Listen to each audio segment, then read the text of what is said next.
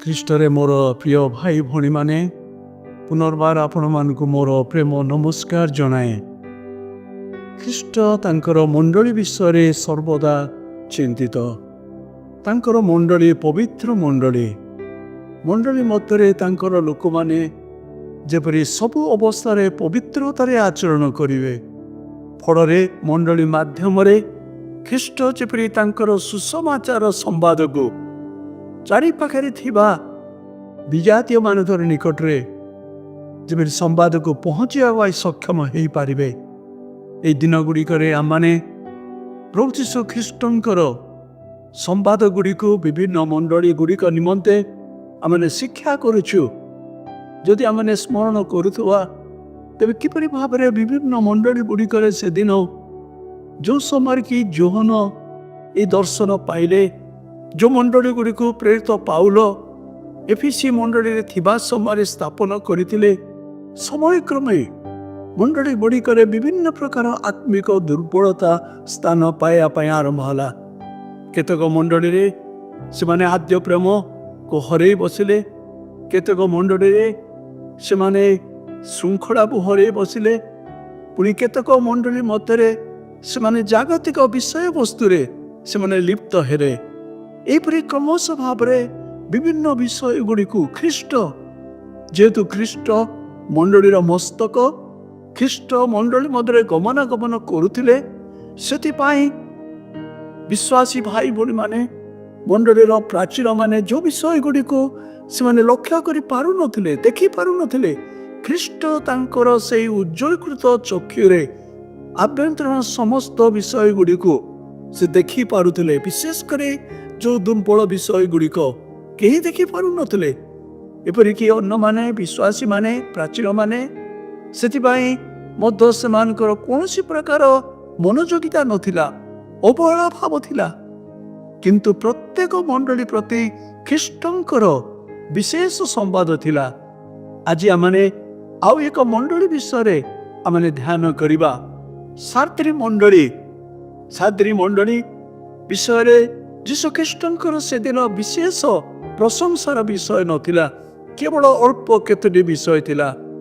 ଅନେକ ସମୟରେ ପ୍ରଶ୍ନ ଉଠେ, ଖ୍ରୀଷ୍ଟଙ୍କ ମଣ୍ଡଳୀ କ'ଣ କେବେ ହେଲେ ମୃତ ଅବସ୍ଥାକୁ ଆସିପାରେ? ହୁଏତ ଆମେ କହିପାରୁ ନା, ଖ୍ରୀଷ୍ଟଙ୍କ ମଣ୍ଡଳୀ ସବୁବେଳେ ଜୀବିତ। କିନ୍ତୁ ଯେତେବେଳେ ଆମେ ଆଜି ଖ୍ରୀଷ୍ଟଙ୍କର ଏହି ସମ୍ବାଦକୁ ସାର୍ତ୍ରୀ ମଣ୍ଡଳୀ ନିକଟରେ ଆମେ ପାଠ କରୁଛୁ, ଦେଖାଯାଉଛି ଯେ ଈଶ୍ୱରଙ୍କର ସପ୍ତ ଆତ୍ମା ଓ ସପ୍ତ ନକ୍ଷତ୍ର ଧାରଣ କରନ୍ତି। ସେ କହନ୍ତି ଯେ ଆମ୍ଭେ ତୁମର କର୍ମ ଜାଣୁ। କୋଉ ପ୍ରକାର କର୍ମ ଜାଣନ୍ତି ବୋଲି ଖ୍ରୀଷ୍ଟ ପ୍ରକାଶ କଲେ?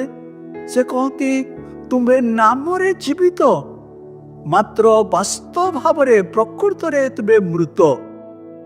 ଯଦି ବି ଆମେ ସ୍ୱୀକାର କରିପାରୁନୁ ଯେ ଖ୍ରୀଷ୍ଟଙ୍କ ମଣ୍ଡଳୀ କେବେ ହେଲେ ମୃତ ହବନି, କିନ୍ତୁ ଖ୍ରୀଷ୍ଟ ଏହି ସ୍ଥାନରେ ପ୍ରକାଶ କରୁଛନ୍ତି ଯେ ହଁ, ସମ୍ଭବପର, ଯଦି ବି ପୂର୍ଣ୍ଣ ମାତ୍ରାରେ ନୁହେଁ, ତଥାପି ସମୟ କ୍ରମେ ମଣ୍ଡଳୀ ସେଇ ମୃତ ଅବସ୍ଥାକୁ ଚାଲି ଆସିଥାଏ। ସେଥିପାଇଁ ସାର୍ତ୍ରୀ ମଣ୍ଡଳୀ ନିକଟକୁ ଖ୍ରୀଷ୍ଟ ପ୍ରକାଶ କରୁଛନ୍ତି, ତୁମେ ନାମରେ ମାତ୍ର ତୁମେ ଜୀବିତ, କିନ୍ତୁ ବାସ୍ତବ ଭାବରେ ତୁମେ ମୃତ। ଅନ୍ୟ ପ୍ରକାର ଭାବରେ ଖ୍ରୀଷ୍ଟ କହୁଛନ୍ତି ଯେ ତୁମେ ବାହିକ ଭାବରେ ଲୋକମାନଙ୍କୁ ଦେଖେଇଲା ପରି, ଏପରିକି ତୁମେ ନିଜେ ମଧ୍ୟ ନିଜର କର୍ମ ବିଷୟ ଗୁଡ଼ିକରେ ଏପରି ଭାବରେ ସନ୍ତୁଷ୍ଟ ଅଛ, ଯଦ୍ୱାରା କି ତୁମେ ଭାବୁଛ ଆମେ ଜୀବିତ ଅଛୁ। କିନ୍ତୁ ଖ୍ରୀଷ୍ଟଙ୍କର ଦୃଷ୍ଟିକୋଣରୁ, ଈଶ୍ୱରଙ୍କ ଦୃଷ୍ଟିକୋଣରୁ ଈଶ୍ୱର କହୁଛନ୍ତି, ଯେତେବେଳେ ମୁଁ ତୁମର ଆଭ୍ୟନ୍ତରୀଣ ଜୀବନକୁ ଲକ୍ଷ୍ୟ କରୁଛି, ତୁମେ ଭାବୁଛ ତୁମେ ଜୀବିତ, କିନ୍ତୁ ବାସ୍ତବ ଭାବରେ ତୁମେ ମୃତ। କିପରି ଭାବରେ ତାହା ସେ ମଣ୍ଡଳୀ ପ୍ରତି ସମ୍ଭବପର ହେଇଥିଲା? କେବଳ ସେତିକି ନୁହେଁ, ମାତ୍ର ଆମେ ଲକ୍ଷ୍ୟ କରୁଛୁ ପରବର୍ତ୍ତୀ ସମୟରେ ଖ୍ରୀଷ୍ଟ ସେ ମଣ୍ଡଳୀ ପ୍ରତି ବିଶେଷ ଭାବରେ ଆହ୍ୱାନ ଆଣୁଛନ୍ତି, ସଚେତନ ଆଣୁଛନ୍ତି, ସେମାନଙ୍କୁ ସାବଧାନ କରି ଦେଉଛନ୍ତି ଗୁରୁତ୍ୱପୂର୍ଣ୍ଣ ଭାବରେ। ଆଉ ସେମାନଙ୍କୁ କହୁଛନ୍ତି, ଯଦି ତୁମେ ତୁମର ଅବସ୍ଥା ପ୍ରତି ସଚେତନ ନ ହବ, ଜାଗ୍ରତ ନ ହବ, ତୁମର ସେଇ ସୁପ୍ତ ଅବସ୍ଥାରୁ ତୁମେ ନ ଉଠିବ, ଆଉ ପୂର୍ବ ପରି ତୁମର ଜୀବନକୁ ତୁମେ ନ ସଜାଡ଼ିବ, ମନେ ରଖ ତୁମ ପ୍ରତି ମୋ ବିଚାର ଆଣିବି। ତେବେ ଏଇ ଖ୍ରୀଷ୍ଟ କିଏ? ତାଙ୍କର ପରିଚୟ ଦୁଇଟି ଶବ୍ଦରେ ସେ ପ୍ରକାଶ କରୁଛନ୍ତି। ମୁଁ ମୋ ମତରେ ଈଶ୍ୱରଙ୍କର ଆତ୍ମା। କୋଉ ପ୍ରକାର ଆତ୍ମା? ପବିତ୍ର ଆତ୍ମା।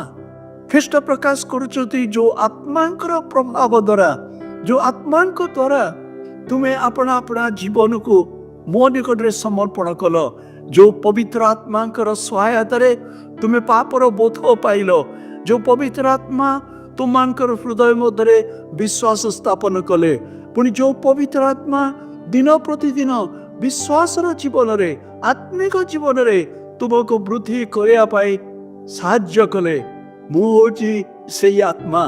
ମୁଁ ଏବେ ବି ତୁମମାନଙ୍କ ମଧ୍ୟରେ କାର୍ଯ୍ୟ କରୁଛି। ଦ୍ୱିତୀୟ ଶବ୍ଦ ସେ କହୁଛନ୍ତି କେବଳ ମୋ ଆତ୍ମାକୁ ଧାରଣ କରେ ତାହା ନୁହେଁ, ମାତ୍ର ମୋର ହସ୍ତରେ ସପ୍ତ ନକ୍ଷତ୍ର ମଧ୍ୟ ଅଛନ୍ତି। এই ସପ୍ତ ନକ୍ଷତ୍ର କୋଉମାନେ? ସେଦିନ ଖ୍ରୀଷ୍ଟ ମଣ୍ଡଳୀର ପ୍ରାଚୀନ ମାନଙ୍କୁ ଲକ୍ଷ୍ୟ କରି ତାହା କହିଥିଲେ। ଖ୍ରୀଷ୍ଟ କହିଲେ, ହଁ ମୋର ଆତ୍ମାଙ୍କ ଦ୍ୱାରା ମୁଁ ମଣ୍ଡଳୀ ସ୍ଥାପନ କରିଛି, ମଣ୍ଡଳୀ ବୃଦ୍ଧି କରୁଛି, ବିଶ୍ୱାସୀ ମାନେ ମୋ ନିକଟକୁ ଫେରିଛନ୍ତି। କିନ୍ତୁ ମଣ୍ଡଳୀର ଆତ୍ମିକ ଜୀବନର ଅଭିବୃଦ୍ଧି ନିମନ୍ତେ, ମଣ୍ଡଳୀକୁ ଶୃଙ୍ଖଳା କରିବା ନିମନ୍ତେ, ଈଶ୍ୱରଙ୍କ ପାଖରେ ସଚେତନ କରିବା ନିମନ୍ତେ ମୁଁ ମୋର ଦାସମାନଙ୍କୁ, ମୋର ପ୍ରାଚୀନ ମାନଙ୍କୁ, ମୋର ପାଳକ ମାନଙ୍କୁ ମୁଁ ମଣ୍ଡଳୀ ମଧ୍ୟରେ ନିଯୁକ୍ତ କରିଛି। ସେମାନଙ୍କର ଉପରେ ଏକ ଗୁରୁ ଦାୟିତ୍ୱ ମୁଁ ସମର୍ପଣ କରିଛି, ଯେପରି ସେମାନେ ବିଶ୍ୱସ୍ତ ଭାବରେ ଦିନ ପରେ ଦିନ ମୋର ଲୋକମାନଙ୍କୁ, ମୋର ମଣ୍ଡଳୀକୁ ମୋର ବାକ୍ୟରେ ସେମାନେ ବୃଦ୍ଧି କରାଇବେ, ଯେପରିକି ମୋର ମଣ୍ଡଳୀ ଅନ୍ୟମାନଙ୍କ ନିକଟରେ ଏକ ସାକ୍ଷ୍ୟ ସ୍ୱରୂପ ହେଇପାରିବେ। ତେବେ এই ଏକ ପରିସ୍ଥିତି ମଧ୍ୟରେ ଖ୍ରୀଷ୍ଟ କହୁଛି, ମୁଁ ତୁମର ସମସ୍ତ କର୍ମ ଜାଣୁଛି। ଦୁଇ ପଦରେ ଆମେ ପାଠ କରୁଛୁ, ଲେଖାଯାଉଛି ଯୋଉ ସମସ୍ତ ଗୁପ୍ତ ବିଷୟ ସବୁ, ଅନ୍ୟ ପ୍ରକାର ଭାବରେ ଯୋଉ ବିଷୟ ଗୁଡ଼ିକ ସେଦିନ ବିଶ୍ୱାସୀ ମାନେ ନିଜେ ଜାଣିପାରୁନଥିଲେ, ହୁଏତ ଅବହେଳା ଜୀବନ ହେତୁ ଜାଣିପାରୁନଥିଲେ, କିଏ ବା ସେମାନଙ୍କର ତତ୍ତ୍ୱାବଧାନରେ ଥିବା ପ୍ରାଚୀନ ମାନେ ମଧ୍ୟ ସେଇ ଲୁପ୍ତପ୍ରାୟ ବିଷୟ ଗୁଡ଼ିକୁ ଦେଖି ପାରିନଥିଲେ।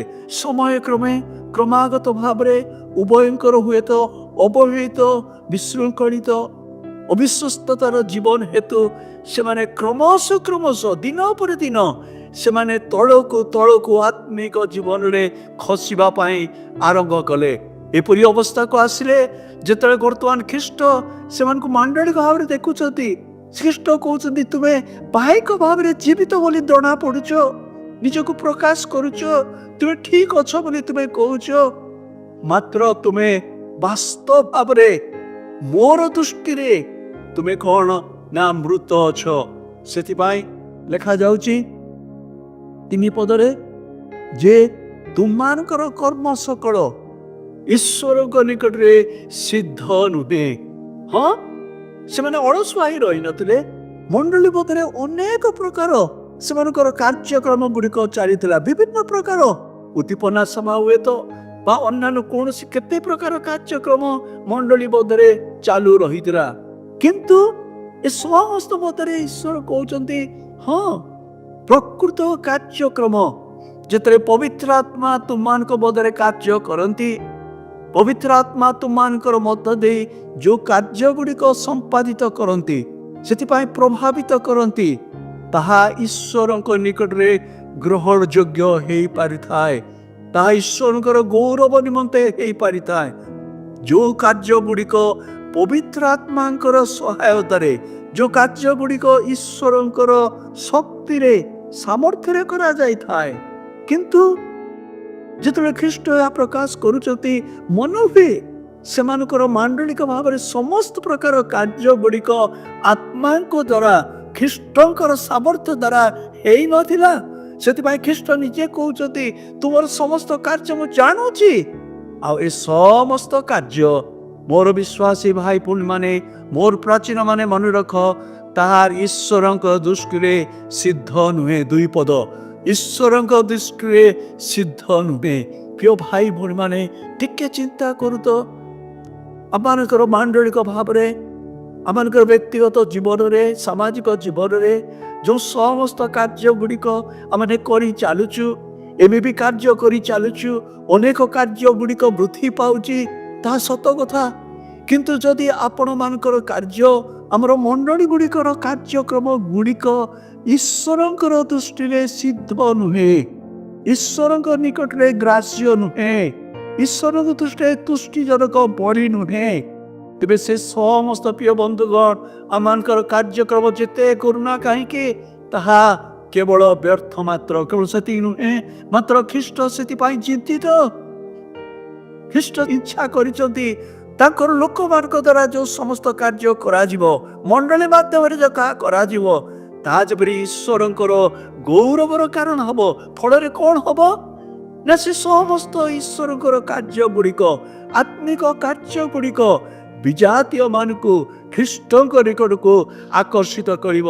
ଖ୍ରୀଷ୍ଟଙ୍କ ମଣ୍ଡଳୀ ବୃଦ୍ଧି ପାଇବ, ଈଶ୍ୱରଙ୍କ ରାଜ୍ୟ ବୃଦ୍ଧି ପାଇବ। କିନ୍ତୁ ମନେ ହେଉଛି ପ୍ରିୟ ଭାଇ ଭଉଣୀ ମାନେ, ଯେ ସାତ୍ରୀ ମଣ୍ଡଳୀର ଚାରିପାଖରେ ଅନ୍ୟ କୌଣସି ମଣ୍ଡଳୀ ଗୁଡ଼ିକ ପ୍ରତି, ଅନ୍ୟ ଲୋକମାନଙ୍କ ପ୍ରତି ଏହି ବିଶ୍ୱାସୀ ମାନେ କିମ୍ବା ପ୍ରାଚୀନ ମାନେ କୌଣସି ପ୍ରକାର ଭାବରେ ଗଭୀର ପ୍ରଭାବ ପକାଇ ପାରିନଥିଲେ। କାରଣ କ'ଣ ଜାଣନ୍ତି?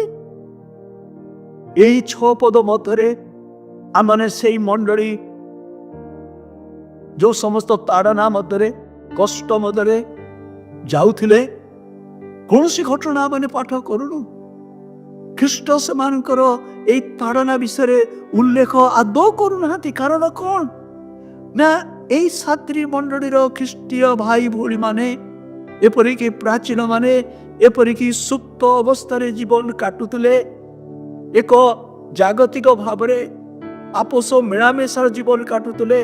ସେଥିପାଇଁ ଚାରିପାଖରେ ଯେଉଁ ଜଗତ ଥିଲା, ଯେଉଁ ଜାଗତିକ ଲୋକମାନେ ଥିଲେ, ସେମାନେ ଏହି ମଣ୍ଡଳୀର ଭାଇ ଭଉଣୀ ମାନଙ୍କର ଜୀବନ ଠାରୁ କୌଣସି ବିଶେଷ ବିଷୟ ଦେଖିପାରୁନଥିଲେ, ଯାହାଫଳରେ କି ସେମାନେ ପ୍ରତି ତାଡ଼ନା ଆଣିବେ, କଷ୍ଟ ଆଣିବେ। ଯେହେତୁ ସେମାନେ ଆପଣା ଆପଣା ଲବଣକୁ ହରେଇ ବସିଲେ, ଆଲୋକକୁ ହରେଇ ବସିଲେ, ପ୍ରିୟ ଭାଇ ଭଉଣୀ ମାନେ, ତାହା ଅତି ବାସ୍ତବ ନୁହେଁ କି?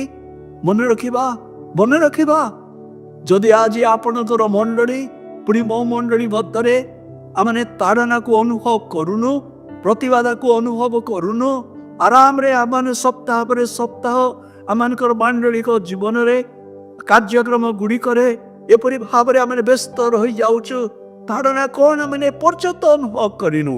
ତେ ମନେ ରଖିବା ପ୍ରିୟ ବନ୍ଧୁଗଣ, ଆମମାନଙ୍କର ମାଣ୍ଡଳିକ ଜୀବନରେ, ଆମର ସେବାର ଜୀବନରେ, ଆମର ସମସ୍ତ ପ୍ରକାର କାର୍ଯ୍ୟ ଗୁଡ଼ିକ ଜୀବନରେ କିଛିଟା ଭୁଲ ରହିଯାଇଛି। ସେଇ ଭୁଲ ସାଦ୍ରୀ ମଣ୍ଡଳୀରେ ଥିଲା। ସେମାନେ ଏପରି ଭାବରେ ମୃତ ଅବସ୍ଥାକୁ ଆସି ଯାଇଥିଲେ, ଶୋଇ ପଡ଼ିଥିଲେ ଆତ୍ମିକ ଜୀବନରେ, ଅବହେଳିତ ଜୀବନ କାଟୁଥିଲେ। ଫଳରେ ସେମାନଙ୍କ ପ୍ରତି ତାଡ଼ନାର କୌଣସି ସମ୍ଭାବନା ନଥିଲା, କୌଣସି ଆବଶ୍ୟକତା ନଥିଲା। ତେବେ ଖ୍ରୀଷ୍ଟ କହୁଛନ୍ତି ଯେ ତୁମମାନେ କେବଳ ବାହିକ ଭାବରେ ଜୀବିତ, ମାତ୍ର ପ୍ରକୃତ ଭାବରେ ମୃତ। ତେବେ ଏହି ମଣ୍ଡଳୀ ମଧ୍ୟରେ କୋଉ ବିଷୟ ଗୁଡ଼ିକ ଖ୍ରୀଷ୍ଟ ଦେଖିପାରିଥିଲେ? କୋଉ ଚିହ୍ନ ଗୁଡ଼ିକ ସେମାନଙ୍କର ଥିଲା, ଯାହାଦ୍ୱାରା କି ଖ୍ରୀଷ୍ଟ କହିଲେ ଯେ ତୁମେ ବାସ୍ତବ ଭାବରେ ମୃତ? ପ୍ରଥମ ବିଷୟ ଲେଖାଯାଉଛି ଯେ ତୁମେ ନାମରେ କେବଳ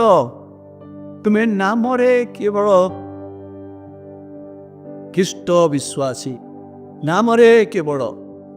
ହୁଏତ ସାଦ୍ରୀ ମଣ୍ଡଳୀରେ ସେହି ସମୟରେ, ତା ପୂର୍ବରୁ ହୁଏତ ଅନେକ ଖ୍ରୀଷ୍ଟ ବିଶ୍ୱାସୀ ମାନେ ଥିଲେ, ସନ୍ଥ ସାଧୁ ମାନେ ଥିଲେ, ଯେଉଁମାନେ କି ଈଶ୍ୱର ବାକ୍ୟ ଶୁଣୁଥିଲେ, ଖ୍ରୀଷ୍ଟଙ୍କର ନିମନ୍ତେ ସାକ୍ଷ୍ୟ ବହନ କରୁଥିଲେ, ଅନେକ ଦୁଃଖ ଭୋଗ ମଧ୍ୟରେ ଯାଉଥିଲେ। ଅତୀତରେ ସେମାନଙ୍କର ପୂର୍ବ ପୁରୁଷ ମାନେ, ସେଇମାନେ ସେଇ ପ୍ରକାର ଜୀବନ କାଟୁଥିଲେ।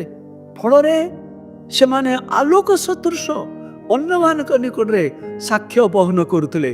ତେବେ ବର୍ତ୍ତମାନ ସମୟ ଗତ ହେଇଯାଇଛି, ଗୋଟିଏ ଜେନେରେସନ ପରେ ଆଉ ଗୋଟିଏ ଜେନେରେସନ ବିତି ଯାଇଛି।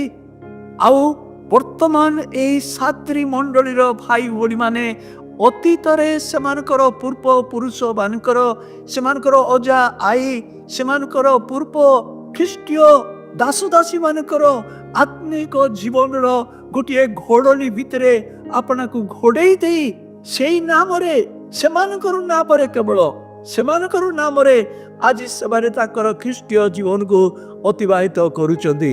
ହଁ, ଯେତେବେଳେ ସେମାନଙ୍କୁ ପଚରାଯାଏ ତୁମେ କିପରି ପ୍ରଭୁଙ୍କୁ ଜାଣିଲ, ସବୁବେଳେ ସେମାନେ କହନ୍ତି ହଁ ଆମମାନଙ୍କର ବାପା, ଆମମାନଙ୍କର ପୂର୍ବପୁରୁଷ ସେମାନେ ଏହି ପ୍ରକାର ଥିଲେ, ଖ୍ରୀଷ୍ଟଙ୍କୁ ଜାଣିଥିଲେ, ଖ୍ରୀଷ୍ଟଙ୍କ ପାଇଁ ସାକ୍ଷ୍ୟ ମାରୁଥିଲେ, ଖ୍ରୀଷ୍ଟ ପାଇଁ ସାକ୍ଷୀ ଥିଲେ, ଫଳରେ ଅନ୍ୟମାନେ ଖ୍ରୀଷ୍ଟଙ୍କୁ ଜାଣିଥିଲେ। କିନ୍ତୁ ବର୍ତ୍ତମାନ ସେ ସବୁ ଆଉ ନାହିଁ। ସାଦ୍ରୀ ମଣ୍ଡଳୀର ବିଶ୍ୱାସୀ ମାନଙ୍କୁ କେବଳ ନାମ ମାତ୍ରରେ, ପୂର୍ବପୁରୁଷ ମାନଙ୍କର ନାମର ଢାଞ୍ଚାରେ, ପ୍ରିୟ ଭାଇ ଭଉଣୀ ମାନେ, ତାହା କ'ଣ ବର୍ତ୍ତମାନ ଆମମାନଙ୍କର ଖ୍ରୀଷ୍ଟୀୟ ଜୀବନର ଅବସ୍ଥା ନୁହେଁ କି? ଯେତେବେଳେ ଆମମାନଙ୍କର ନିଜର ବ୍ୟକ୍ତିଗତ ଖ୍ରୀଷ୍ଟୀୟ ସାକ୍ଷ୍ୟ ବିଷୟରେ ଆମେ ସାକ୍ଷ୍ୟ ଦଉ, ସବୁବେଳେ ଆମର ପୂର୍ବପୁରୁଷ ମାନଙ୍କର ବିଷୟ ଆମେ କହୁ, ହଁ ଆମେ ସେମାନଙ୍କ ବିଷୟରେ ଗର୍ବ କରୁ, ମୋର ସାତ ପୁରୁଷ ଏଇପରି ଥିଲେ, ସାତ ମା ମୋର ଏଇ ପ୍ରକାର ଥିଲେ, ଗୀତ ରଚନା କରୁଥିଲେ, ବାକ୍ୟ ପ୍ରଚାର କରୁଥିଲେ, ସାକ୍ଷ୍ୟ ଦଉଥିଲେ, କେତେ କଷ୍ଟ କେତେ ତାଡ଼ନା, କେବଳ ସେମାନଙ୍କର କଥା ଆମେ କହୁ। କିନ୍ତୁ ବର୍ତ୍ତମାନ ଆପଣଙ୍କର ଜୀବନରେ, ମୋର ଜୀବନରେ ସେଇ ପ୍ରକାର କୌଣସି ସାକ୍ଷ୍ୟ ନାହିଁ। এই ସାଦ୍ରୀ ମଣ୍ଡଳୀର ପ୍ରଥମ ଚିହ୍ନ ଥିଲା କ'ଣ? ସେମାନେ ପୂର୍ବପୁରୁଷ ମାନଙ୍କର ସେଇ ନାମରେ, ସେମାନଙ୍କର ଯଶରେ, ସେମାନଙ୍କର ପ୍ରଶଂସାରେ କେବଳ ଘୋଡ଼େଇ ହେଇ ରହିଥିଲେ।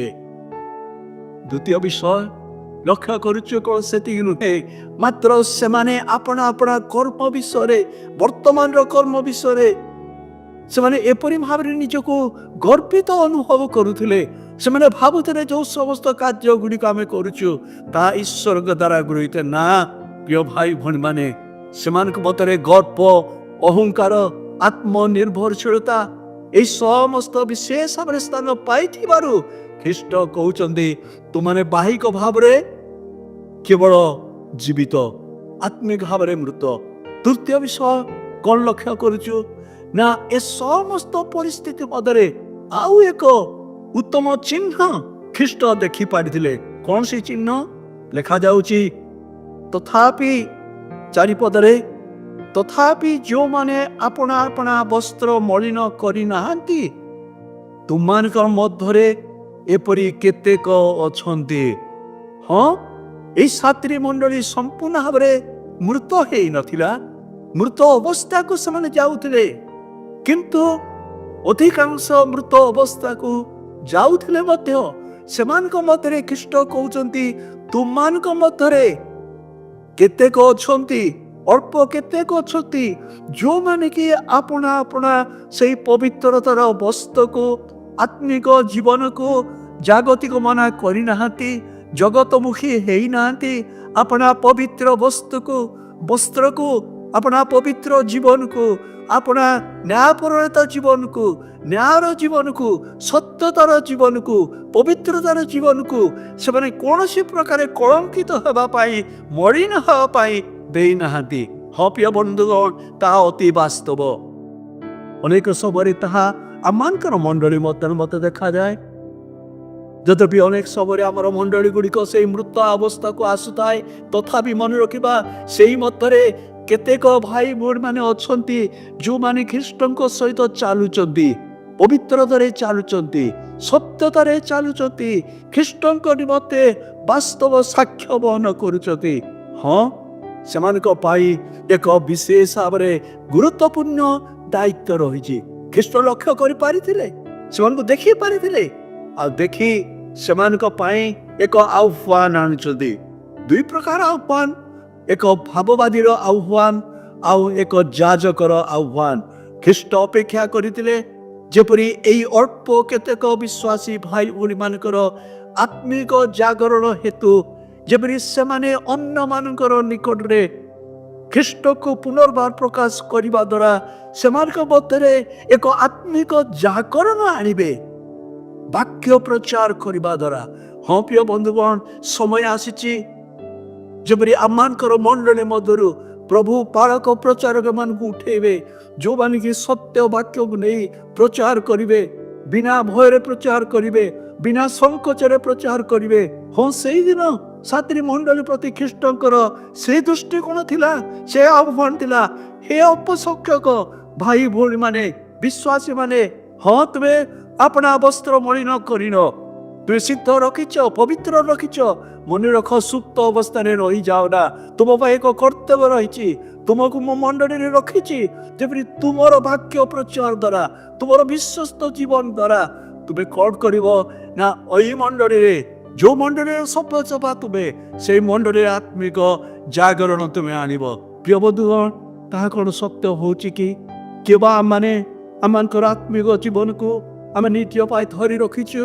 ଆମେ ଜାଣୁଛୁ ଆମର ମଣ୍ଡଳୀ ମଧ୍ୟରେ ଅନେକ ବିଶୃଙ୍ଖଳିତ ବିଷୟ ରହିଛି, ଅନେକ ପାପର ବିଷୟ ରହିଛି, ଅନେକ ଦୁର୍ବଳତାର ବିଷୟ ରହିଛି, ଈଶ୍ୱରଙ୍କ ବାକ୍ୟର ଅବହେଳା ରହିଛି, ପ୍ରାର୍ଥନାର ଅବହେଳା ରହିଛି, ଭାତୃପ୍ରେମର ଅବହେଳା ରହିଛି, ଖ୍ରୀଷ୍ଟୀୟ ସାକ୍ଷ୍ୟର ଅବହେଳା ରହିଛି। ଏସବୁ ଅବସ୍ଥା ଆପଣ ଲକ୍ଷ୍ୟ କରିପାରୁଛନ୍ତି, କିନ୍ତୁ ହୁଏତ ଆପଣ ମୁଖ ବନ୍ଦ କରିଛନ୍ତି, ସୁସ୍ଥିର ରହିଛନ୍ତି, ନିଜର ଆତ୍ମିକ ଜୀବନକୁ ଜାବୁଡ଼ି ଧରିଛନ୍ତି। କିନ୍ତୁ ନା, ସେଦିନ ଖ୍ରୀଷ୍ଟ ସାଦ୍ରୀ ମଣ୍ଡଳୀର ଏହି ଭାଇ ଭଉଣୀମାନଙ୍କୁ କହିଲେ, ହେ ମୋର ଭାଇ ଭଉଣୀ ମାନେ, ହଁ ତୁମମାନେ ଆପଣା ବସ୍ତ୍ର ମଳିନ କରିନ। ମନେ ରଖ, ତୁମ ପାଇଁ ଏକ ଭାବବାଦୀର ଦାୟିତ୍ୱ ମୁଁ ତୁମ ପାଇଁ ରଖିଛି। ତୁମର ମାଧ୍ୟମରେ ଯେପରି ଏଇ ମୋର ସୁପ୍ତ ମଣ୍ଡଳୀ ଯେପରି ପୁନର୍ବାର ଜାଗ୍ରତ ହବ, ମୁଁ ଚାହେଁ ନା। ହଁ, ମୋର ଆତ୍ମା ତୁମର ସହିତ ଅଛି। ମୁଁ ଆତ୍ମାଧାରୀ ଈଶ୍ୱର। ମୁଁ ମୋର ଆତ୍ମାକୁ ତୁମକୁ ପ୍ରେରଣ କରିବି। ମୋର ଆତ୍ମାଙ୍କ ସହାୟତାରେ ତୁମେ କ'ଣ କରିବ? ଏଇ ମଣ୍ଡଳୀରେ ଜାଗ୍ରତ ଭାବ ଆଣିବ। ଦ୍ୱିତୀୟ ଚିତ୍ର, ଖ୍ରୀଷ୍ଟ କହୁଛନ୍ତି, ତୁମେ ମୋର ଭାବବାଦୀ ହେବା ପୂର୍ବରୁ ମନେ ରଖ, ତୁମେ ଯଦି ଯାଜକର କର୍ମ କରିବା ପାଇଁ ଆପଣାକୁ ସମର୍ଥ କରିବ, ତେବେ ଯାଇ ମୋର ପକ୍ଷରେ ତୁମେ ଭାବବାଦୀର ବାକ୍ୟ ପ୍ରଚାର କରିବ। ତେବେ ଯାଜକ କିଏ? ଯୋଉ ଯାଜକ ଈଶ୍ୱର ପୁଣି ତାଙ୍କର ଲୋକମାନଙ୍କର ମଧ୍ୟସ୍ଥି ହେବେ, ପ୍ରାର୍ଥନାରେ, ନିରନ୍ତର ପ୍ରାର୍ଥନାରେ ବୋଝଗ୍ରସ୍ତ ଭାବରେ ଖ୍ରୀଷ୍ଟଙ୍କର ବୋଝକୁ ନିଜର ବୋଝ ଭାବରେ ନେଇ ଦିବାରାତ୍ର ପ୍ରାର୍ଥନା କରିବେ, କ୍ରନ୍ଦନ କରିବେ। ହଁ ପ୍ରିୟ ବନ୍ଧୁଗଣ, ଯଦି ଆମେ ଯାଜକର ସ୍ଥାନ ପ୍ରଥମେ ଗ୍ରହଣ ନ କରୁ, ତେବେ ଆମେ ଭାବବାଦୀର ସ୍ଥାନକୁ କେବେ ହେଲେ ଆମେ ପୂରଣ କରିପାରିବାନି।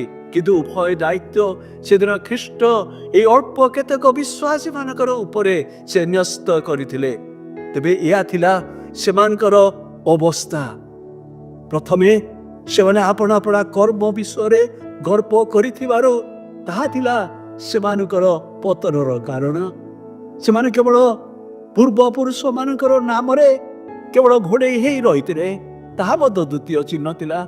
ଆଉ ଏକ ଉତ୍ତମ ଚିହ୍ନ ଥିଲା ଯେ ସେହି ମଣ୍ଡଳୀରେ କେତେକ ବିଶ୍ୱସ୍ତ ସାକ୍ଷୀମାନେ ଥିଲେ। ତେବେ ସେମାନଙ୍କ ପାଇଁ ଏକ ଆତ୍ମିକ ଜାଗରଣର ଆବଶ୍ୟକତା ଥିଲା। କେବଳ ସେତିକି ନୁହେଁ, ମାତ୍ର ଏ ଆତ୍ମିକ ଜାଗରଣ ଆଣିବା ନିମନ୍ତେ ଖ୍ରୀଷ୍ଟ ସେଦିନ ପ୍ରାଚୀନ ମାନଙ୍କୁ, ବିଶ୍ୱାସୀ ମାନଙ୍କୁ ଏକ ଗୁରୁତ୍ୱପୂର୍ଣ୍ଣ ଆହ୍ୱାନ ଦଉଛନ୍ତି। ତାହା ମାନେ ପାଠ କରୁଛୁ 2 ପଦରେ। ଖ୍ରୀଷ୍ଟ କହୁଛନ୍ତି, ଜାଗ୍ରତ ହୁଅ, ସଚେତନ ହୁଅ, ତୁମର ଅଳସ ପଡ଼ରୁ ତୁମେ ଉଠ, ସୁପ୍ତ ପ୍ରାୟ ଅବସ୍ଥାରୁ ତୁମେ ଉଠ, ତୁମ ମୃତ ଅବସ୍ଥାରୁ ତୁମେ ଉଠ, ଜାଗ୍ରତ ହୁଅ। ପୁଣି ଲୁପ୍ତ ପ୍ରାୟ ଅବଶିଷ୍ଟ ବିଷୟ ସବୁକୁ କ'ଣ କର ନା ତୁମେ ସବଳ କର। ମୁଁ ଚାହେଁ ମୋର ମଣ୍ଡଳୀ ସୁଦୃଢ଼ ହବ, ମୋ ମଣ୍ଡଳୀ ସ୍ଥିର ହବ ଈଶ୍ୱରଙ୍କ ବାକ୍ୟରେ, ଖ୍ରୀଷ୍ଟୀୟ ପ୍ରେମରେ, ପ୍ରାର୍ଥନାରେ, ଉଦ୍ଯୋଗରେ। ଆଉ ତୁମେ ଉଠ, ଲୁପ୍ତ ବିଷୟ ଗୁଡ଼ିକ ପ୍ରତି ସଚେତନ ହୁଅ, ଆଖି ଖୋଲ। ସେଥିପାଇଁ ଖ୍ରୀଷ୍ଟ ସେମାନଙ୍କୁ ଆହ୍ୱାନ କରୁଛନ୍ତି। କିପରି ଭାବରେ ତାହା ସମ୍ଭବ ହବ? 3 ପଦରେ ପାଠ କରୁଛୁ। ଖ୍ରୀଷ୍ଟ ସେମାନଙ୍କୁ ଆହ୍ୱାନ କରି କହୁଛନ୍ତି, ଏଣୁ କିପରି ଭାବରେ ସେ ଲୁପ୍ତପ୍ରାୟ ବିଷୟ ଗୁଡ଼ିକୁ ସବଳ କରିବ? ପ୍ରଥମ ବିଷୟ, ଯୋଉ ପ୍ରକାରେ ତୁମେ ଶିକ୍ଷା ପାଇଅଛ, ଶ୍ରବଣ କରିଅଛ, ତାହାକୁ ତୁମେ ଶ୍ରବଣ କର, ସ୍ମରଣ କର। ଖ୍ରୀଷ୍ଟ ସେମାନଙ୍କୁ କହୁଛନ୍ତି, ହେ ବିଶ୍ୱାସୀ ଭାଇ ଭଉଣୀ ମାନେ, ହେ ମୋର ପ୍ରାଚୀନ ମାନେ, ଟିକେ ପଛକୁ ଦେଖି ଦେଖ, କିପରି ଭାବରେ ତୁମମାନଙ୍କ ନିକଟକୁ ପ୍ରଚାରକ ମାନେ, ମିଶନାରୀ ମାନେ, ଅନ୍ୟମାନେ, ମନେ ରଖ, ହୁଏତ ଖ୍ରୀଷ୍ଟ କହୁଛନ୍ତି କି ମନେ ରଖ କିପରି ଭାବରେ ପ୍ରେରିତ ପାଉଲ ସେଦିନ ଏଫେସୀ ମଣ୍ଡଳୀରେ ଥିବା ସମୟରେ ତୁମର ମଣ୍ଡଳୀକୁ ଆସିଥିଲେ, ତୁମର ମଣ୍ଡଳୀ ମଧ୍ୟରେ କାର୍ଯ୍ୟ କରିଥିଲେ, ବାକ୍ୟ ପ୍ରଚାର କରିଥିଲେ, ସତ୍ୟ ବାକ୍ୟ ପ୍ରଚାର କରିଥିଲେ। ଆଉ କିପରି ଭାବରେ ତୁମେ ତାଙ୍କର ବାକ୍ୟକୁ ଶୁଣିଲ, ଈଶ୍ୱରଙ୍କର ବାକ୍ୟ ଭାବରେ ତାହାକୁ ତୁମେ ଗ୍ରହଣ କଲ।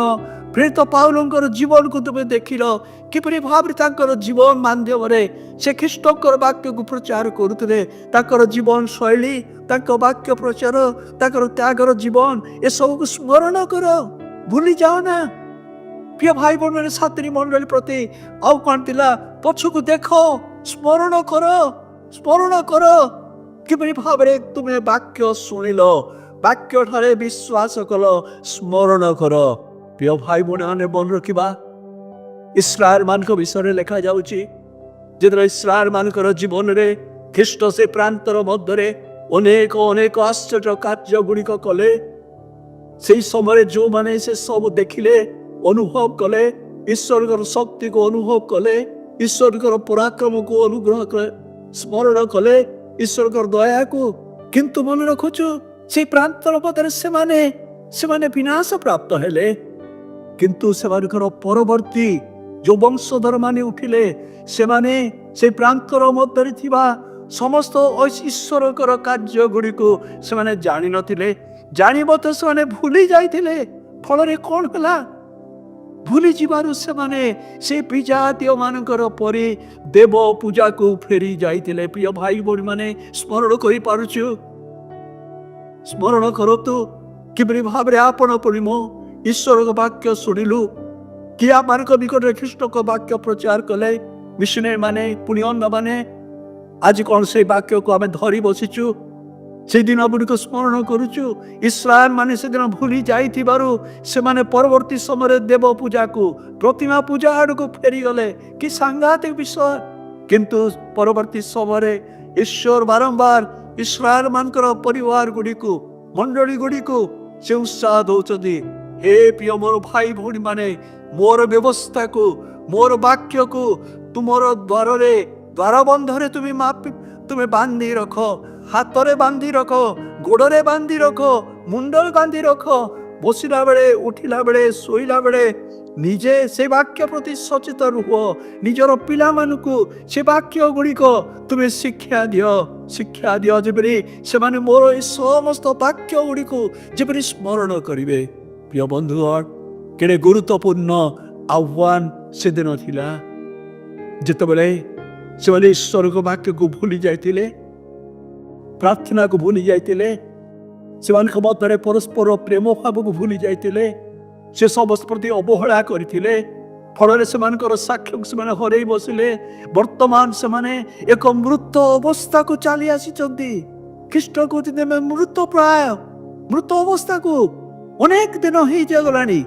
ପ୍ରିୟ ବନ୍ଧୁଗଣ, ଏହା କ'ଣ କ୍ରମାଗତ ଭାବରେ ଆଜି ଆମମାନଙ୍କର ମଣ୍ଡଳୀ ଗୁଡ଼ିକର ଅବସ୍ଥା? କ୍ରମଶଃ ଆତ୍ମିକ ଜୀବନରେ ଆମେ ତଳକୁ ଚାଲି ଯାଉଛୁ। ଖ୍ରୀଷ୍ଟ କହୁଛନ୍ତି ଉଠ, ସ୍ମରଣ କର, ମୋର ବାକ୍ୟକୁ ସ୍ମରଣ କର। ଦ୍ୱିତୀୟ ବିଷୟ ସେ କହୁଛି 3 ପଦରେ, କେବଳ ସ୍ମରଣ କର ତାହା ନୁହେଁ, ମାତ୍ର ମୋର ବାକ୍ୟ ଅନୁସାରେ ତୁମେ ଆଚରଣ କର, ମୋର ବାକ୍ୟକୁ ପାଳନ କର। ପୁନର୍ବାର ପୂର୍ବେ ଯେଉଁ ପ୍ରକାର ଭାବରେ ମୋର ବାକ୍ୟ ଅନୁସାରେ ତୁମର ଜୀବନକୁ ତୁମେ ସଜାଡ଼ି ରଖୁଥିଲ, ବର୍ତ୍ତମାନ ସମୟ ଆସିଛି ପୁନର୍ବାର ମୋର ବାକ୍ୟ ନିକଟକୁ ତୁମେ ଫେରି ଆସ। କାରଣ ମୋର ବାକ୍ୟ ବହୁମୂଲ୍ୟ ବାକ୍ୟ। ମୋର ବାକ୍ୟ ବିହୁନେ ତୁମର ଜୀବନକୁ ସଜାଡ଼ିବାର ଅନ୍ୟ କୌଣସି ଉପାୟ ନାହିଁ। ମୋର ବାକ୍ୟ ସହିତ ରହିଛି ମୋର ପବିତ୍ର ଆତ୍ମା, ତୁମେ ପାଳନ କର। ପ୍ରିୟ ବନ୍ଧୁଗଣ, ପ୍ରିୟ ମଣ୍ଡଳୀର କର୍ମକର୍ତ୍ତା ମାନେ, ମଣ୍ଡଳୀର ବିଶ୍ୱାସୀ ଭାଇ ଭଉଣୀ ମାନେ, ଆଜି ଯେତେବେଳେ ଆମେ ନିଜକୁ ସାମିଲ କରୁଛୁ, ଈଶ୍ୱରଙ୍କ ବାକ୍ୟ ଆମେ ଯଥେଷ୍ଟ ପରିମାଣରେ ଶୁଣୁଛୁ, ଯଥେଷ୍ଟ ପରିମାଣରେ ଆମେ ପାଠ କରୁଛୁ, ଅନେକ ସମୟ ଯଥେଷ୍ଟ ପରିମାଣରେ ଆମେ ପ୍ରଚାର ମଧ୍ୟ କରୁଛୁ। କିନ୍ତୁ ଖ୍ରୀଷ୍ଟଙ୍କର ହୃଦୟର ବୋଝ ଯେ କେବଳ ଆମେ ଈଶ୍ୱର ବାକ୍ୟ ସ୍ମରଣ କରିବା, ପଢ଼ିବା ତାହା ନୁହେଁ, ଶୁଣିବା ତାହା ନୁହେଁ, ମାତ୍ର କୁହାଯାଉଛି ତୁମେ ମୋର ବାକ୍ୟ ପାଳନ କର। ଯଦି ତୁମେ ପାଳନ କରିବ, ତେବେ ତୁମର ସେଇ ସମସ୍ତ ଲୁପ୍ତ ପ୍ରାୟ ବିଷୟ ସକଳକୁ ତୁମେ ସବଳ କରିପାରିବ। ପୁନର୍ବାର ତୁମେ ପ୍ରେମରେ ଆଚରଣ କରିପାରିବ, ତୁମେ ପ୍ରାର୍ଥନାରେ ଜାଗ୍ରତ ରହିପାରିବ, ମୋର ସାକ୍ଷାତ ତୁମେ ଜାଗ୍ରତ ରହିପାରିବ। ସେ ସବୁ ତୁମେ କ'ଣ କର ନା ପାଳନ କର। ତୃତୀୟ ବିଷୟ ଖ୍ରୀଷ୍ଟ କହୁଛନ୍ତି ତୁମେ ଅନୁତାପ କରି ମୋର ନିକଟକୁ ତୁମାନେ ଫେରି ଆସ। 3 ପଦ ସ୍ମରଣ କରି ପାଳନ କର ଓ ମନ ପରିବର୍ତ୍ତନ କର। ମନ ପରିବର୍ତ୍ତନ କର। ଯୋଉ ଜୀବନ ତୁମେ କାଟୁଛ ସେ ପୁରୁଣା ଜୀବନକୁ ପଛରେ ପକେଇ ଦିଅ ସମ୍ପୂର୍ଣ୍ଣ ଭାବରେ। ଆଉ ଆଗକୁ ଦେଖ, ଆଗ ବଢି ଚାଲ। ତୁମକୁ ପୁରୁଣା ଜୀବନ ଛାଡ଼ିବାକୁ ପଡ଼ିବ, ପୁରୁଣା ଅଭ୍ୟାସ ଛାଡ଼ିବାକୁ ପଡ଼ିବ, ଜାଗତିକ ମନୋଭାବ ଛାଡ଼ିବା ପାଇଁ ପଡ଼ିବ। ଯୋଉ ବିଷୟ ଗୁଡ଼ିକ ଆଜି ତୁମକୁ ଏକ ମୃତ ଅବସ୍ଥାକୁ ନେଇ ଆସିଛି ସେଇ ସମସ୍ତ ବିଷୟ ଗୁଡ଼ିକୁ ତୁମକୁ ପରିତ୍ୟାଗ କରିବାକୁ ପଡ଼ିବ। ଖ୍ରୀଷ୍ଟଙ୍କର ଆହ୍ୱାନ, ମନ ପରିବର୍ତ୍ତନ କର, ଫେର। କାହା ପ୍ରତି ଫେରିବ? ମୋ ପ୍ରତି ଫେର, ଖ୍ରୀଷ୍ଟଙ୍କ ପ୍ରତି ଫେର, ତାଙ୍କର ବାକ୍ୟ ନିକଟକୁ ଫେର, ପ୍ରାର୍ଥନା ପ୍ରତି ଫେର, ଉତ୍ସକ ପ୍ରତି ଫେର, ପୁନର୍ବାର ମୋର ସାକ୍ଷ୍ୟ ବହନ କରିବା ନିମନ୍ତେ ଫେର। ମନ ପରିବର୍ତ୍ତନ। ପ୍ରିୟ ବନ୍ଧୁଗଣ, ଆଜି କ'ଣ ଏଇ ସପାତ ଆପଣଙ୍କର ପାଇଁ, ଆପଣଙ୍କର ମଣ୍ଡଳୀ ପାଇଁ, ବିଶ୍ୱାସୀ ଭାଇ ଭଉଣୀ ମାନଙ୍କର ପାଇଁ ଆଜି କ'ଣ ପ୍ରିୟ ବନ୍ଧୁଗଣ ଆମମାନଙ୍କର ମଣ୍ଡଳୀରେ କ୍ରମାଗତ ଭାବରେ ଏଇ ଅନୁତାପ, ଏଇ ମନ ଫେରଣର କାର୍ଯ୍ୟ ଆମେ ଦେଖୁଛୁ କି ସୁପ୍ତ ଭାବରେ ସେହିପରି ଗତାନୁଗତିକ ଭାବରେ ବର୍ଷ ପରେ ବର୍ଷ ଆମମାନଙ୍କର ମଣ୍ଡଳୀକ ଜୀବନ ଚାଲିଛି। ଆମର ଆତ୍ମିକ ଜୀବନ ସେହିପରି ଦୁର୍ବଳ ଅବସ୍ଥାରେ ରହିଛି କି ଭୟଙ୍କର। ସେଥିପାଇଁ ପ୍ରିୟ ବନ୍ଧୁଗଣ ଆଜି ଆମମାନଙ୍କର ପରିବାର ଗୁଡ଼ିକରେ, ଆମର ସାକ୍ଷ୍ୟମୟ ଜୀବନ ଗୁଡ଼ିକରେ, ଆମର ମଣ୍ଡଳୀ ଗୁଡ଼ିକରେ ବିଭିନ୍ନ ପ୍ରକାର ବାଦ ବିବାଦ, ଅହଙ୍କାର, ଗର୍ବ, ଦାମ୍ଭିକତା ଦିନ ପ୍ରତିଦିନ ବୃଦ୍ଧି ପାଉଛି। କାରଣ କ'ଣ? ଆମମାନଙ୍କର ମଣ୍ଡଳୀ ଗୁଡ଼ିକରେ ସେଇ ଅନୁତାପ ନାହିଁ, ସେଇ ମନ ଫେରଣ ନାହିଁ। ସେଇ ଦାମ୍ଭିକ ଭାବରେ, ସେଇ ଗର୍ବିତ ଭାବରେ ଆମେ ଆଚରଣ କରି ଚାଲିଛୁ। ଭାବୁଛୁ ଆମମାନଙ୍କର ଏଇ ସମସ୍ତ ବାହିକ କାର୍ଯ୍ୟକ୍ରମ ଗୁଡ଼ିକ କେବଳ ଆମମାନଙ୍କୁ ସନ୍ତୁଷ୍ଟ କରିବ, ତା ଦ୍ୱାରା ଆମେ ଈଶ୍ୱରଙ୍କର ସତ୍ୟ ସେବାତ ରହିପାରିବା ନା। ଆମେ ହୁଏତ ଭାବୁଥିବା, କିନ୍ତୁ ଖ୍ରୀଷ୍ଟ କହୁଛନ୍ତି ସେ ସମସ୍ତ ବ୍ୟର୍ଥ ମାତ୍ର, ତାହା ମୋ ଦୃଷ୍ଟିରେ ସିଦ୍ଧ ନୁହଁ। ସେଥିପାଇଁ ହେ ମଣ୍ଡଳୀ, ହେ ମଣ୍ଡଳୀ, ହେ ସିଦ୍ଧ ମଣ୍ଡଳୀ, ତୁମେ କ'ଣ କର ନା ମନ ଫେରଣ କର। ଆଉ ସମୟ ନାହିଁ, ଆଉ ସମୟ ନାହିଁ। ସେଥିପାଇଁ ଲେଖାଯାଉଛି ଯଦି ଜାଗ୍ରତ ନ ହୁଅ ତାହେଲେ, ଯଦି ତୁମେ ଜାଗ୍ରତ ନ ହୁଅ ତାହେଲେ, ହଁ ଜାଗ୍ରତ ହେବା ପାଇଁ ଆଜି ଆପଣଙ୍କୁ ପୁଣି ମୋ ପାଇଁ ମଧ୍ୟ ଆହ୍ୱାନ ଆସୁଛି। ଜାଗ୍ରତ ହେବା, ପୁଣି ଗୁପ୍ତ ଲୁପ୍ତ ପ୍ରାୟ ବିଷୟ ସକଳକୁ ଆମେ ସଜାଡ଼ି ରଖିବା, ସଜାଡ଼ି ରଖିବା।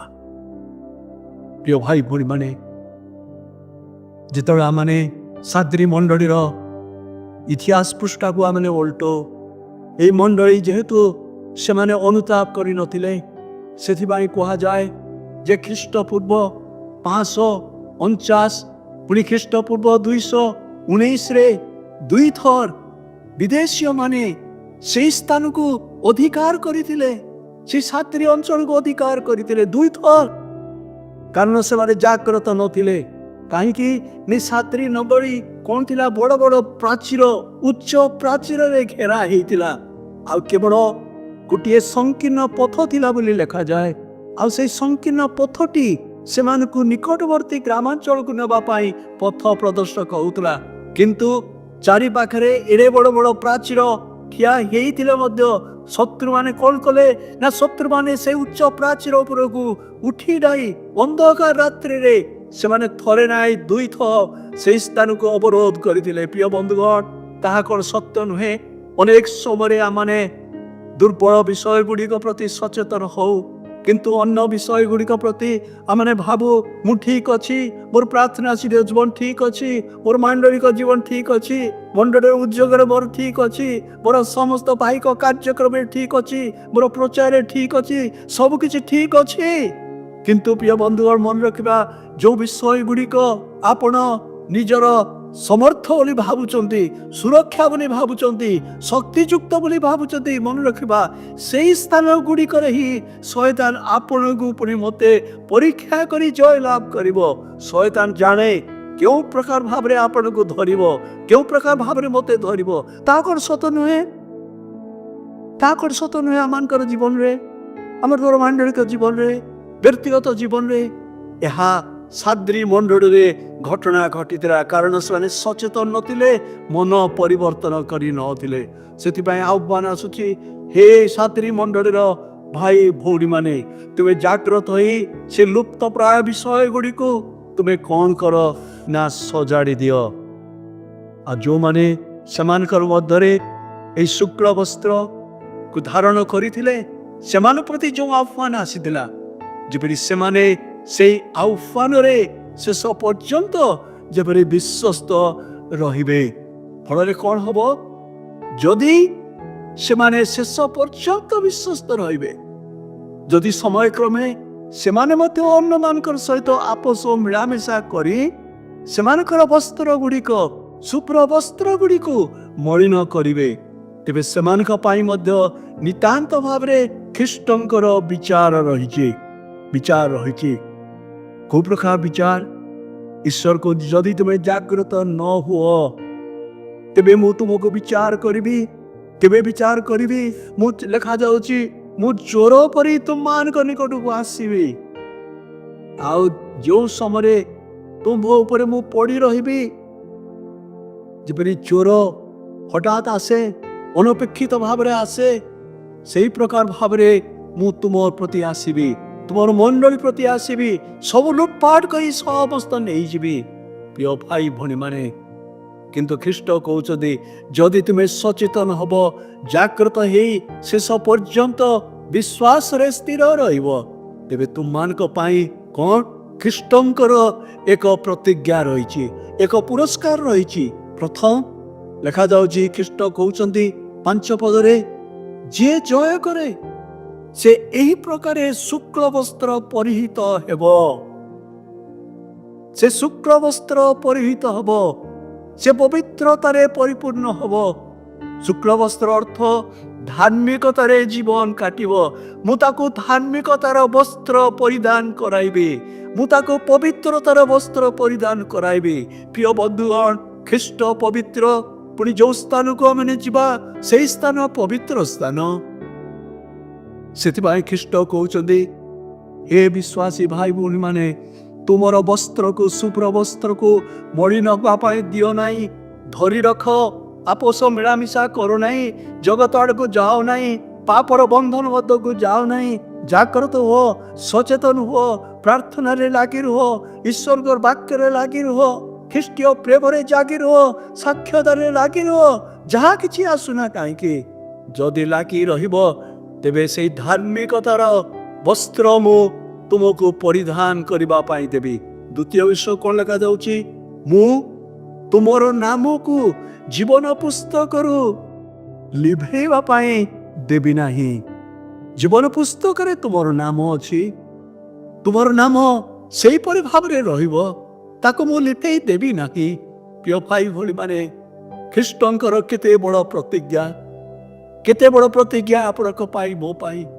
ଯଦି ଆମମାନେ ଆମମାନଙ୍କର ଖ୍ରୀଷ୍ଟୀୟ ଜୀବନରେ, ପବିତ୍ରତାର ଜୀବନରେ ଆମେ ସ୍ଥିର ରହିବା, ଆମମାନଙ୍କର ନାମ ସେଇ ଜୀବନ ପୁସ୍ତକରେ ଲେଖା ହେଇଛି, ତାକୁ ଖ୍ରୀଷ୍ଟ କେବେ ହେଲେ ଲିଭେଇ ପାରିବେ ନାହିଁ, ଲିଭେଇବା ନାହିଁ।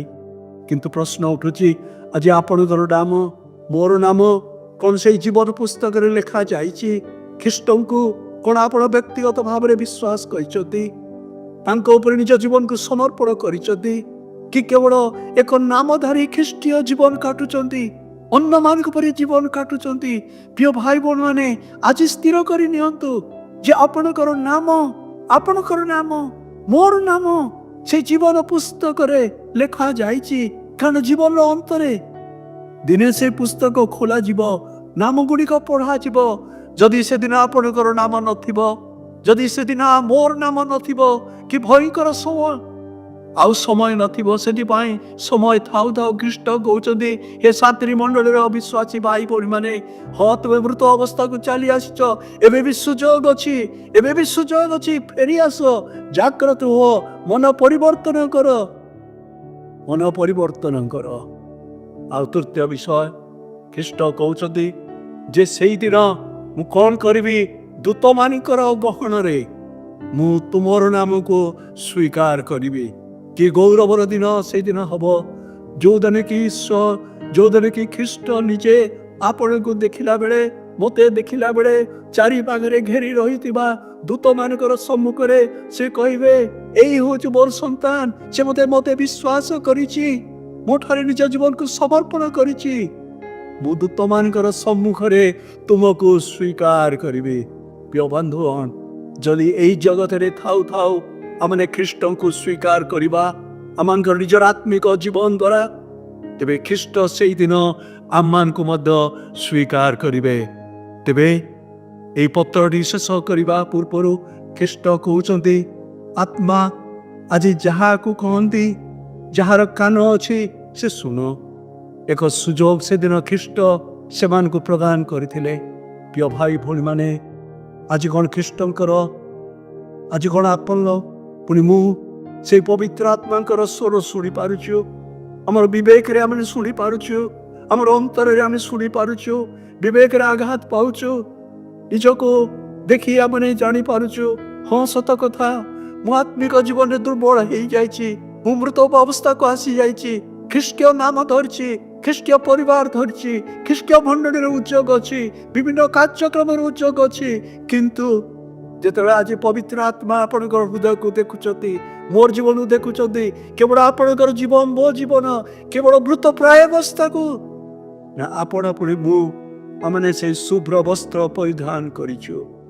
ଯଦି କରିଛୁ, ତେବେ ଅନ୍ୟମାନଙ୍କ ପାଇଁ ଆମମାନଙ୍କର ଏକ ସୁଯୋଗ ରହିଛି, ଏକ ଦାୟିତ୍ୱ ରହିଛି, ଯେପରି ଆମେ ନୀରବ ନ ରହି ମାତ୍ର ଆମମାନଙ୍କର ଜୀବନ, ଆମମାନଙ୍କର ସେବା କାର୍ଯ୍ୟ ଦ୍ୱାରା, ଆମମାନଙ୍କର ଆଦର୍ଶ ଜୀବନ ଗୁଡ଼ିକ ଦ୍ୱାରା ଅନ୍ୟମାନଙ୍କୁ ଖ୍ରୀଷ୍ଟଙ୍କ ନିକଟକୁ ଆଣିପାରିବା। କେବଳ ସେତିକି ନୁହେଁ, ମାତ୍ର ଯେଉଁ ମଣ୍ଡଳୀରେ ଆପଣ ସମ୍ପୃକ୍ତ, ଯେଉଁ ମଣ୍ଡଳୀରେ ମୁଁ ସମ୍ପୃକ୍ତ, ଯେପରି ଆପଣଙ୍କର ମାଧ୍ୟମରେ, ମୋର ମାଧ୍ୟମରେ ଖ୍ରୀଷ୍ଟ ଆମମାନଙ୍କର ମଣ୍ଡଳୀ ଗୁଡ଼ିକରେ ଏକ ଆତ୍ମିକ ଜାଗରଣ ଆଣିବ। ଆପଣଙ୍କର ସେଥିପାଇଁ ନିଜ ଜୀବନକୁ ଆଜି ଖ୍ରୀଷ୍ଟଙ୍କ ହସ୍ତରେ ସମର୍ପଣ କରିବେ। କହିଦେବେ, ଖ୍ରୀଷ୍ଟ ପ୍ରଭୁ ଯୀଶୁ, ତୁମର ହସ୍ତରେ ମୋର ଜୀବନକୁ ମୁଁ ସମର୍ପଣ କରୁଛି। ମୁଁ ମୋର ଅତୀତର ଜୀବନରୁ ଫେରି ଆସୁଛି, ପୁଣି ବର୍ତ୍ତମାନର এই ଜୀବନକୁ ତୁମ ହସ୍ତ ତଳେ ସମର୍ପଣ କରୁଛି। ଯେଉଁ ପ୍ରକାର ଭାବରେ ମୋତେ ମଣ୍ଡଳୀ ମଧ୍ୟରେ ବ୍ୟବହାର କରିବା ପାଇଁ ଚାହୁଁଛ, ତୁମେ ମୋତେ ବ୍ୟବହାର କର। ହଁ, ଖ୍ରୀଷ୍ଟ ଚାହାନ୍ତି ଯେବେ ତାଙ୍କର ମଣ୍ଡଳୀ ସବୁବେଳେ ଉଦ୍ଦୀପ୍ତ ହେଇ ରହିବ, ଉଦ୍ଦୀପ୍ତ ରହିବ। ହଁ ବନ୍ଧୁଗଣ, ଯେତେ ବି ସାତ୍ରୀ ମଣ୍ଡଳୀ ସେଦିନ ମୃତ ପାଇଥିଲା, କିନ୍ତୁ ଖ୍ରୀଷ୍ଟ ଜୀବିତ ଥିଲେ। ଜୀବିତ ଖ୍ରୀଷ୍ଟ ଆଜି ଅପେକ୍ଷା କରିଛନ୍ତି ଯେ ଦିନେ ସେଇ ସାତ୍ରୀ ମୃତ ମଣ୍ଡଳୀ ଏକ ଜୀବିତ ମଣ୍ଡଳୀ ଭାବରେ, ଏକ ସାକ୍ଷ୍ୟମୟ ମଣ୍ଡଳୀ ଭାବରେ ଜଗତରେ ପୁନର୍ବାର ସେ ମୁଣ୍ଡ ଟେକି ଠିଆ ହେବ। ଯଦି ଆମେ ଜାଗ୍ରତ ହେବା, ଯଦି ଆମେ ମନ ପରିବର୍ତ୍ତନ କରିବା, ନଚେତ୍ ସେ କହୁଛନ୍ତି ମୁଁ ଚୋର ପରି ଆସିବି, ମୁଁ ଚୋର ପରି ଆସିବି। ପ୍ରିୟ ଭାଇ ଭଉଣୀମାନେ, କିଏ ଜାଣେ ଖ୍ରୀଷ୍ଟ ଚୋର ପରି ଆସିବେ? ଯଦି ଆପଣ ଜାଗ୍ରତ ନଥିବେ, ଆପଣଙ୍କର ମଣ୍ଡଳୀ ଜାଗ୍ରତ ନଥିବ, ତେବେ ସେ ଆମମାନଙ୍କୁ କେବଳ ବିନାଶ ପଥରେ କଢ଼େଇ ନେବେ, ବିନାଶ ପଥରେ କଢ଼େଇ ନେବେ। ହଁ, ସେଦିନ ଲେଖାଯାଉଛି 17 ଖ୍ରୀଷ୍ଟାବ୍ଦରେ ସେଇ ପ୍ରକାର ଏକ ଘଟଣା ସେଇ ମଣ୍ଡଳୀ ପ୍ରତି ଆସିଥିଲା, ସେଇ ମଣ୍ଡଳୀ ପ୍ରତି ଆସିଥିଲା। ଅକସ୍ମାତ୍ ଏକ ଭୀଷଣ ଭୂମିକମ୍ପ ଦ୍ୱାରା ସେଇ ସାଦ୍ରୀ ସହର ମୂଳଦୁଆରୁ କମ୍ପିବା ପାଇଁ ଆରମ୍ଭ ହେଲା, ଆଉ ଭୂଳିସାତ ହେଇଗଲା। ପୂର୍ବରୁ କୌଣସି ସଂକେତ ନଥିଲା। ସ୍ମରଣ କରୁଛୁ, ବିନା ସଂକେତରେ ସେଦିନ ଏପରି ଭୟଙ୍କର ଭୂମିକମ୍ପ ହେଲା, ଯଦ୍ୱାରା କି ମୂଳଦୁଆ କମ୍ପିବା ପାଇଁ ଆରମ୍ଭ ହେଲା, ଧ୍ୱଂସ ପାଇଲା। କିଏ ଜାଣେ ପ୍ରିୟ ବନ୍ଧୁଗଣ, ଆପଣଙ୍କର ମଣ୍ଡଳୀ, ମୋର ମଣ୍ଡଳୀ, ଆପଣଙ୍କର ଆତ୍ମିକ ଜୀବନ, ମୋର ଆତ୍ମିକ ଜୀବନ ସଚେତନ ନ ହେବା, ହଠାତ୍ ହଠାତ୍ ମୃତ୍ୟୁ ଆସିବ, ଘଟଣା ଆସିବ, ତାଡ଼ନା ଆସିବ, ସମୟ ନଥିବ ଆପଣଙ୍କର ପାଇଁ, ମୋର ପାଇଁ। ଭୂମିକମ୍ପର ନ୍ୟାୟ ଆପଣ ଟଳିଯିବେ, ମୁଁ ଟଳିଯିବି। ପ୍ରିୟ ବନ୍ଧୁଗଣ, ଆମମାନଙ୍କର ବାହିକ କର୍ମ ଦ୍ୱାରା ଯେପରି ଆମେ ଗର୍ବ ଅନୁଭବ ନ କରୁ। ଯଦି ଖ୍ରୀଷ୍ଟ ଆପଣଙ୍କର ପୁଣି ମୋର ଜୀବନ, ମାଣ୍ଡଳିକ ଜୀବନ ପ୍ରତି ଯେପରି ସେ ସଦୟ ହେବେ, ତାଙ୍କ ଦୃଷ୍ଟିରେ ଆମେ ସିଦ୍ଧତାର ଜୀବନ କାଟିବା, ତାହା ହିଁ ବାସ୍ତବରେ ଆମମାନଙ୍କର ଜୀବନ ଏଇ ଜଗତରେ ଏକ ସାର୍ଥକ ଜୀବନ ହେବ। ପ୍ରଭୁ ଆମମାନଙ୍କୁ ଆଶୀର୍ବାଦ କରନ୍ତୁ, ଯେପରି ଅବହେଳିତ ନ ହୋଇ ଜାଗ୍ରତ ହେବା ଅନୁତାପ କରି ସମୟ ଥାଉ ଥାଉ ଖ୍ରୀଷ୍ଟଙ୍କ ନିକଟକୁ ଆମମାନେ ଫେରି ଆସିବା। ତେବେ ହିଁ ଆମମାନେ ତାଙ୍କର ନିକଟରୁ ସେଇ ପୁରସ୍କାର ଗୁଡ଼ିକ ପାଇବା। ସେ ଆମମାନଙ୍କୁ ସ୍ୱୀକାର କରିବେ, ଆମର ନାମକୁ ସେ କୌଣସି ପ୍ରକାର ଜୀବନ ପୁସ୍ତକରୁ ସେ ଲିଭେଇ ଦେବେ ନାହିଁ। ପ୍ରଭୁ ଆମମାନଙ୍କୁ ଆଶୀର୍ବାଦ କରନ୍ତୁ। ଆମେନ୍।